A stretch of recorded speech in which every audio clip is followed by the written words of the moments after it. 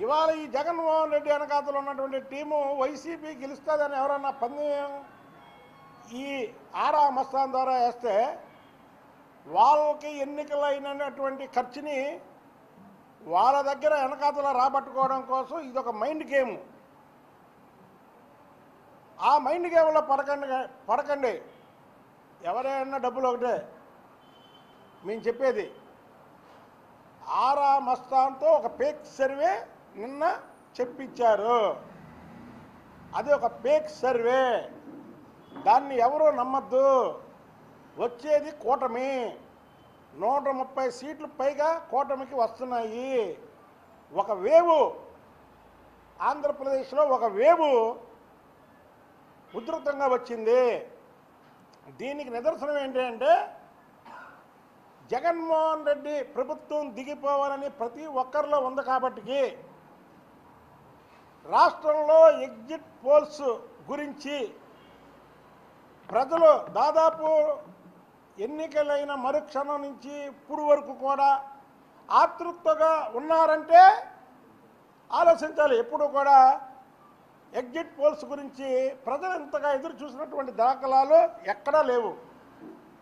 ఈసారే ఆంధ్రప్రదేశ్లో గురించి ఉంది. ఏంటంటే ఆంధ్రప్రదేశ్లో కూటమి వస్తుంది, జగన్మోహన్ రెడ్డి దిగిపోతున్నాడు, జగన్మోహన్ రెడ్డి ఎప్పుడు దిగిపోతాడా అని ప్రజలు రాష్ట్రంలో దేశంలో అందరూ ఉన్నారు. కాబట్టి ఎగ్జిట్ పోల్స్ మీద ప్రతి ఒక్కరూ అంటే నేషనల్ ఛానల్స్ అన్నీ కూడా కూటమి యొక్క బలాన్ని చెబితే ఈ ఫేక్ సర్వే ఆరా మస్తాన్తో చెప్పించారు. ఆరా మస్తాన్తో చెప్పించినటువంటి జగన్మోహన్ రెడ్డికి ఒక సవాల్ విసురుతున్నా. సవాలు స్వీకరించాలి. ఆరా మస్తాను నీది ఫేక్ సర్వే, వచ్చేది కూటమి రాకపోతే నా నాలుక కోసుకుంటా, ఎప్పుడు మాట్లాడను. అలాగే నువ్వు చెప్పినట్టు కానీ నువ్వు వైసీపీ గెలవకుండా కానీ కూటమి వస్తే నీ నాలుక కోసుకుంటావా? ఎప్పుడు ప్రజల్ని తప్పుదారి పట్టించకుండా ఆరా మస్తాను నాలుక కోసుకుంటావా? ఒకటి.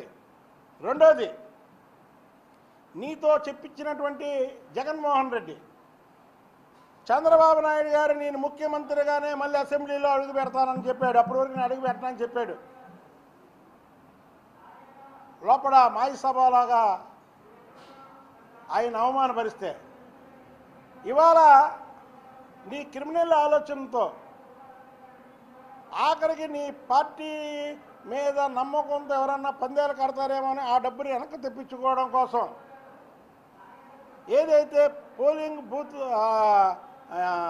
కౌంటింగ్ ఏజెంట్లుగా వెళ్ళే వాళ్ళని ఆత్మస్థైర్యాన్ని దెబ్బ కొట్టడం కోసం ఇప్పుడున్నటువంటి జిల్లా కలెక్టర్లని